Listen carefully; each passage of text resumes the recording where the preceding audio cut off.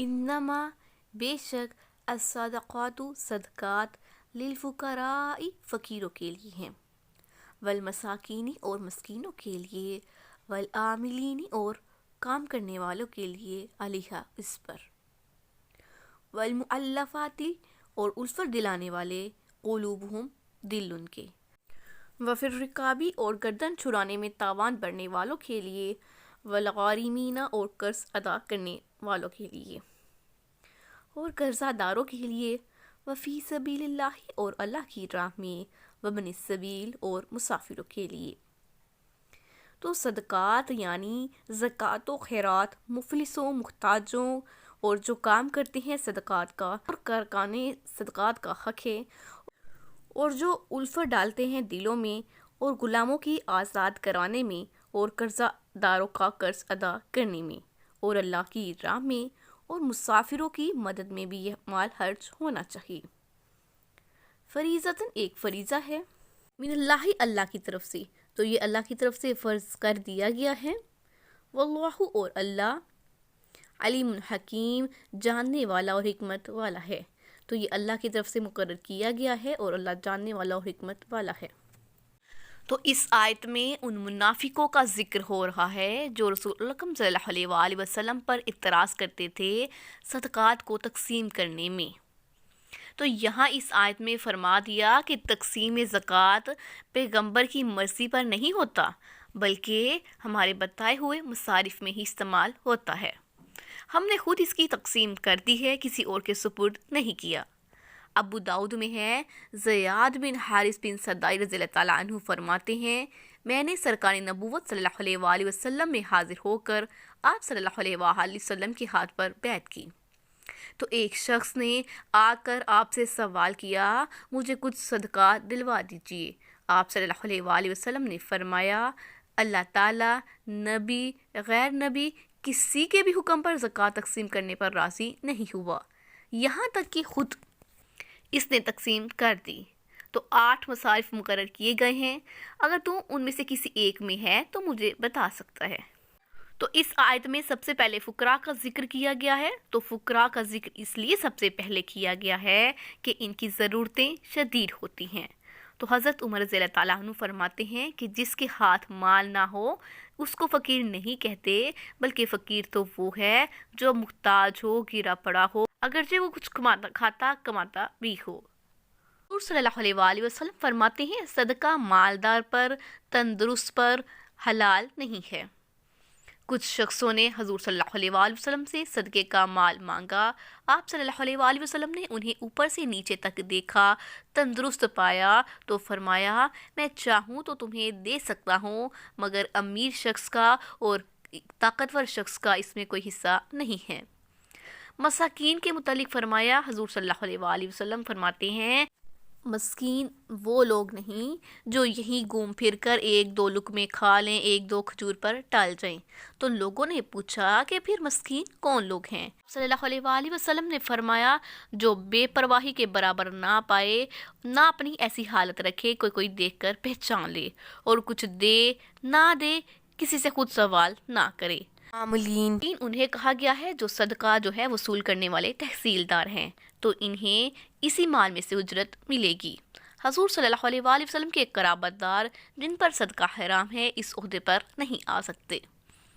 عبد المطلب بن ربی بن حارث اور فضل بن عباس رسول اکرم صلی اللہ علیہ وآلہ وسلم کے پاس آئے کہ ہمیں صدقہ وصولی کا عامل بنا دیجیے۔ آپ صلی اللہ علیہ وآلہ وسلم نے جواب دیا کہ محمد صلی اللہ علیہ وآلہ وسلم اور آل محمد صلی اللہ علیہ وآلہ وسلم پر صدقہ حرام ہے۔ قرآن مجید فرماتا ہے، تمہیں وہی جزا دی جائے گی جو تم نے کیا ہوگا۔ حدیث میں ہے، 3 قسم کے لوگوں کی مدد اللہ کے ذمہ ہے، وہ غازی جو اللہ کی راہ میں جہاد کرتا ہو، مکاتب غلام اور قرض دار جو ادائیگی کی نیت رکھتا ہو، اور وہ نکاح کرنے والا جس کا ارادہ جو ہے بدکاری سے محفوظ رہنے کا ہو۔ حضور صلی اللہ علیہ وآلہ وسلم سے کسی نے کہا کہ مجھے کوئی ایسا عمل بتائیے جو مجھے جنت سے قریب اور دوزخ سے دور کر دے۔ آپ صلی اللہ علیہ وآلہ وسلم نے فرمایا، گردن چرانے میں تاوان ادا کر۔ اسی طرح قرض دار کا بھی صدقات کے مال پر حصہ ہوتا ہے۔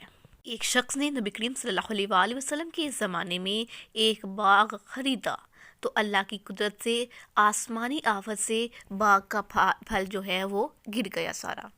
وہ بہت قرض دار ہو گیا۔ حضور صلی اللہ علیہ وآلہ وسلم نے اس کے قرض داروں سے فرمایا کہ تمہیں جو ملے لے لو، اس شخص کے سوا تمہارے لیے اور کچھ نہیں ہے۔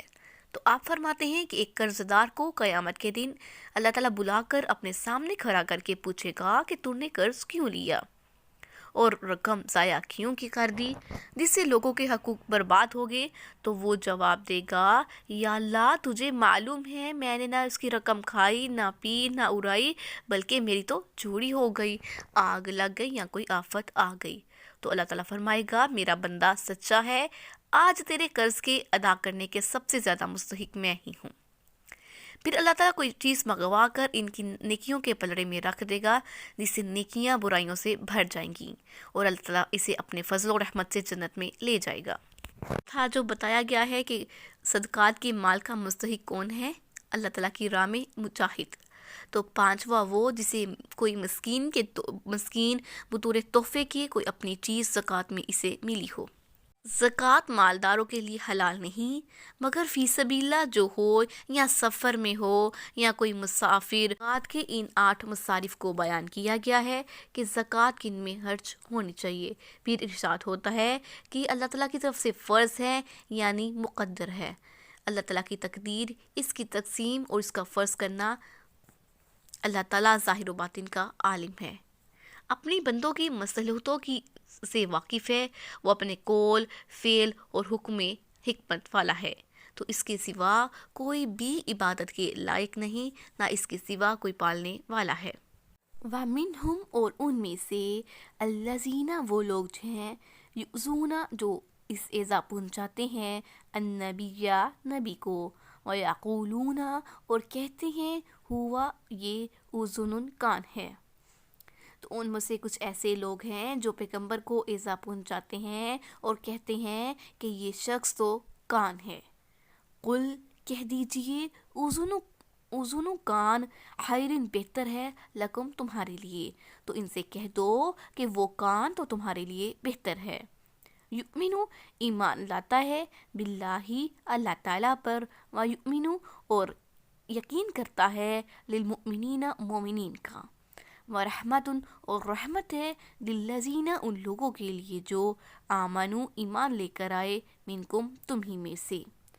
تو ان سے کہہ دو کہ وہ کان تو تمہاری بھلائی کے لیے، وہ اللہ کا اور مومنوں کا یقین رکھتا ہے، اور جو لوگ تم میں ایمان لائے ہیں ان کے لیے رحمت ہے۔ والذین اور وہ لوگ جو یؤذون ایذا پہنچاتے ہیں رسول اللہ اللہ کے رسول کو، لہم ان کے لیے عذاب علیم دردناک عذاب ہے۔ ان میں سے بعض ایسے ہیں جو پیغمبر کو ایذا دیتے ہیں اور کہتے ہیں یہ شخص نیرا کان ہے، تو ان سے کہہ دیجئے کہ وہ کان تمہاری بھلائی کے لیے، وہ اللہ کا اور مومنوں کا یقین رکھتا ہے۔ تو اور جو لوگ تم میں ایمان لائے ہیں ان کے لیے رحمت ہے، اور جو لوگ رسول اکرم صلی اللہ علیہ وآلہ وسلم کو تکلیف پہنچاتے ہیں ان کے لیے عذاب علیم ہے۔ منافقوں کی ایک جماعت اپنی باتوں سے رسول اکرم صلی اللہ علیہ وآلہ وسلم کو دکھ پہنچاتی تھی اور کہتی کہ یہ نبی تو کانوں کا بڑا ہی کچا ہے، جس سے جو سنا مان لیا، تو جب ہم اس کے پاس جائیں گے اور قسمیں کھائیں گے وہ ہماری بات کا یقین کر لے گا۔ تو اللہ تعالیٰ فرماتا ہے کہ وہ بہتر کانوں والا ہے، بہترین سننے والا، وہ صادق و کاذب کو خوب جانتا ہے۔ وہ اللہ کی بات مانتا ہے اور ایمان لوگوں کی بات کو سچا مانتا ہے۔ وہ مومنوں کے لیے تو رحمت ہے اور بے ایمانوں کے لیے اللہ کی حجت ہے۔ رسول اکرم صلی اللہ علیہ وآلہ وسلم کے ستانے والوں کے لیے دردناک عذاب ہے۔ یحلفون قسمیں کھاتے ہیں، باللہ اللہ کی، لکم تمہارے لیے، لیرزوکم کہ راضی کرے تمہیں۔ تو مومنوں یہ لوگ تمہارے سامنے اللہ کی قسمیں کھاتے ہیں تاکہ تمہیں راضی کر سکیں۔ واللہ اور اللہ، ورسولہ اور اس کا رسول، احق زیادہ حقدار ہیں، ان یرضوہ کہ ان کو راضی کیا جائے۔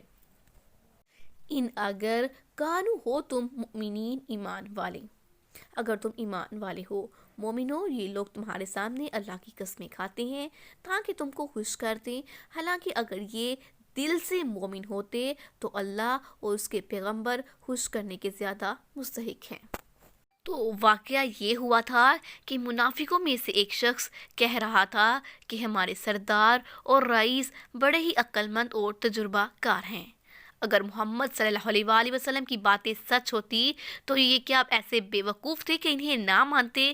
تو یہ بات ایک سچے مسلمان صحابی نے سن لی۔ اس نے کہا، واللہ حضور صلی اللہ علیہ وآلہ وسلم کی سب باتیں بالکل سچی ہیں اور نہ ماننے والے کے بے وقوف ہونے میں کوئی شک نہیں ہے۔ جب یہ صحابی دربار نبوت میں حاضر ہوئے تو یہ واقعہ بیان کیا کہ آپ نے اس شخص کو بلایا، لیکن وہ سخت قسمیں کھا کر کہنے لگا کہ میں نے یہ بات کہی ہی نہیں، یہ مجھ پر تہمت باندھتا ہے۔ تو اس صحابی نے دعا کی کہ پروردگار تو سچے کو سچا اور جھوٹے کو جھوٹا ثابت کر دکھا۔ اس پر یہ آیت نازل ہوئی۔ تو کیا ان کو یہ بات معلوم نہیں کہ اللہ اور رسول صلی اللہ علیہ وآلہ وسلم کے مخالف جہنمی ہیں، ذلت و رسوائی عذاب دوزخ بھگتنے والے ہیں؟ علم، کیا نہیں، یعلمو، وہ جانتے، انہو، بے شک، من یحادد اللہ، مخالفت کرے گا اللہ تعالیٰ کی، ورسولہ، اور اس کے رسول کی، فَأَنَّا، پس بے شک، لہو، اس کے لیے ہے، نار، آگ، جہنم، جہنم کی، خالدن، ہمیشہ رہے گا، فیہا، اس میں، ذالک، یہ، الخزی العظیم، بڑی رسوائی ہے۔ کیا ان لوگوں کو معلوم نہیں کہ جو شخص اللہ اور اس کے رسول کی مخالفت کرے گا تو اس کے لیے جہنم کی آگ تیار ہے جس میں وہ ہمیشہ رہے گا، تو یہ بڑی رسوائی ہے۔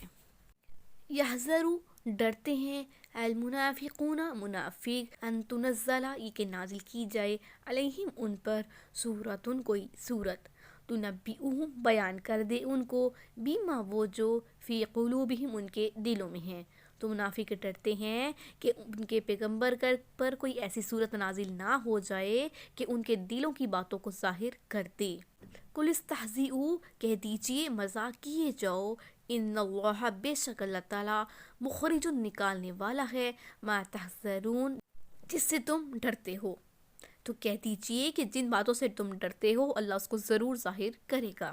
آپس میں بیٹھے باتیں کرتے لیکن پھر خوف زدہ بھی رہتے کہ کہیں اللہ کی طرف سے مسلمانوں کو ان باتوں کی خبر نہ ہو جائے۔ تو اور آیت میں ہے، تیرے سامنے آ کر وہ دعائیں دیتے ہیں جو اللہ نے نہیں دیں، پھر وہ اپنے جی میں کرتے ہیں کہ ہمارے اس قول پر ہمیں کوئی سزا کیوں نہیں دیتا، تو ان کے لیے جہنم کی سزا کافی ہے جو بدترین جگہ ہے۔ تو یہاں فرمان ہے، دینی باتوں اور مسلمانوں کی حالت پر دل کھول کر مذاق اڑا لو، اللہ وہ بھی راز ظاہر کر دے گا جو تمہارے دلوں میں ہے، یاد رکھو ایک دن ذلیل و رسوا ہو کر رہ جاؤ گی۔ چنانچہ فرمان ہے کہ یہ بیمار دل لوگ یہ نہ سمجھیں کہ ان کے دلوں کے جو بدیاں ہیں، برائیاں ہیں، ظاہر ہی نہ ہوں گی، ہم تو انہیں اس قدر فصیحت کریں گے اور ایسی نشانیاں سامنے رکھ دیں گے کہ تو ان کو ان کے لب و لہجے سے ہی پہچان جائے گا۔ وَلَئِن، اور اگر، سألتہم، تم ان سے پوچھو گے، لَیَقُولُنَّ، تو وہ کہیں گے، انما، بے شک، کننا، تھے ہم، نخوض، بحث و مباحثہ کرتے، ونلعب، اور دل لگی کرتے۔ تو اگر ان سے پوچھا جائے گا کہ تم ایسی باتیں کیوں کرتے ہو تو وہ کہیں گے، ہم تو یوں ہی بحث و مباحثہ کر رہے ہیں، بات چیت کر رہے ہیں اور دل لگی کر رہے ہیں۔ قل، کہہ دیجئے، اب اللہ، کیا اللہ، و آیاتی، اور اس کی آیتیں، و رسولہ، اور اس کے رسول کا، کنتم، ہو تم، تستہزئون، مذاق اڑاتے۔ تو کہو، کیا تم اللہ، اس کی آیتوں اور اس کے رسول کے بارے میں ہنسی مذاق کرتے ہو؟ لا تعتذروا، مت بہانے بناؤ، کا تحقیق، تم کفر کر چکے ہو، بعد ایمانکم، ایمان لانے کے بعد۔ ان نعفو، اگر معاف کرتے ہم، ان طائفات، ایک گروہ کو، منکم، تم میں سے، نعذب، عذاب دیں، طائفات، دوسرے گروہ کو، بانہم، بے شک وہ، کانو، تھے، مجرمین، گنہگار۔ تو بہانے مت بناؤ، تم ایمان لانے کے بعد کافر ہو چکے ہو، اگر ہم تم میں سے ایک جماعت کو معاف کر بھی دیں تو دوسری جماعت کو سزا بھی دیں گے کیونکہ وہ گناہ کرتے رہے ہیں۔ ایک منافق کہہ رہا تھا کہ ہمارے یہ قرآن خوان بڑے ہی فضول اور بزدل لوگ ہیں۔ تو حضور صلی اللہ علیہ وآلہ وسلم کے پاس جب اس بات کا ذکر ہوا تو یہ عذر پیش کرتا ہوا آیا کہ رسول اکرم صلی اللہ علیہ وآلہ وسلم ہم تو یوں ہی وقت گزاری کے لیے ہنس رہے تھے۔ آپ صلی اللہ علیہ وآلہ وسلم نے فرمایا، ہاں تمہاری ہنسی کے لیے اللہ اور قرآن ہی رہ گیا ہے۔ یاد رکھو اگر ہم کسی کو معاف کر دیں گے تو کسی کو سخت سزا بھی دیں گے۔ اس وقت حضور صلی اللہ علیہ وآلہ وسلم اپنی اونٹنی پر سوار جا رہے تھے تو یہ منافق آپ کی تلوار پر ہاتھ رکھے پتھروں سے ٹھوکریں کھاتا ہوا معذرت کرتا ساتھ ساتھ جا رہا تھا۔ صلی اللہ علیہ وآلہ وسلم اس کی طرف دیکھتے بھی نہ تھے۔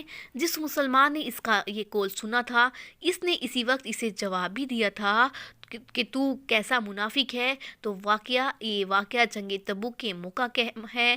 مسجد میں اس نے یہ ذکر کیا تھا۔ تو سیرت ابن اسحاق میں ہے کہ تبوک جاتے ہوئے حضور صلی اللہ علیہ وآلہ وسلم کے ساتھ منافقوں کا ایک گروہ بھی تھا جن میں ودیعہ بن ثابت اور فحش بن حمیر شامل تھی۔ یہ آپس میں گفتگو کر رہے تھے کہ نصرانیوں کی لڑائی کو آپس کی لڑائی جیسا سمجھنا خطرناک غلطی ہے۔ اچھا ہے انہیں وہیں پٹنے دو۔ اگر ہم ان کی یہاں درگت بنائیں گے تو اس پر ان کے دوسرے سردار نے کہا ان باتوں کو چھوڑ دو، یہ ذکر قرآن مجید میں نہیں آئے گا، کوڑے کھا لینا ہمارے نزدیک تو اس رسوائی سے بہتر ہے۔ تو یہ لوگ آپس میں تذکرے کرتے جا رہے تھے کہ حضور صلی اللہ علیہ وآلہ وسلم نے حضرت عمار سے فرمایا، جانا ذرا دیکھنا یہ لوگ جل گئے، ان سے پوچھو یہ کیا ذکر کر رہے تھے، اگر یہ انکار کریں تو کہنا کہ تم یہ باتیں کر رہے تھے۔ حضرت عمار نے ان سے جا کر یہ کہا تو یہ لوگ حضور صلی اللہ علیہ وآلہ وسلم کے پاس آئے اور معذرت کرنے لگے کہ حضور صلی اللہ علیہ وآلہ وسلم ہنسی ہنسی میں ہمارے منہ سے ایسی باتیں نکل گئی۔